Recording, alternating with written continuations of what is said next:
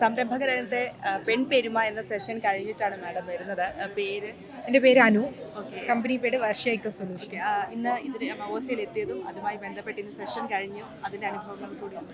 മവാസ well organised ആയിരുന്നു. എനിക്ക് തോന്നുന്നു ഒരു മാസത്തിന് മുന്നേ തന്നെ അവർ സെഷൻസ് എല്ലാം ഞങ്ങളെ വിളിച്ച് അറേഞ്ച് ചെയ്തിരുന്നു. എപ്പോഴാണ് വരേണ്ടത്, ഞങ്ങളിവിടെ എത്തുന്നതും വരെ കണ്ടിന്യൂസ് ആയിട്ട്.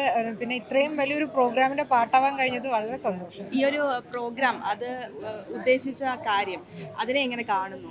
അതെ, പെൺപെരുമ എന്നുള്ളതിലുപരി ഓണ്ടർപ്രണർ അത് ഒരുപാട് ആൾക്കാർക്ക് ഒരുപാട് ഇൻസൈറ്റ്സ് നൽകുന്ന പരിപാടിയാണ്. ഒത്തിരി സെഷൻസ് ഉണ്ട്, വർക്ക്ഷോപ്സ് ആയിട്ടായാലും പിച്ചിങ് സെഷൻ ആയിട്ടായാലും. അപ്പം വളർന്നു വരുന്ന യങ്സ്റ്റേഴ്സിന് ഭയങ്കര ഒരു ബൂസ്റ്റ് നൽകുന്നതാണ്.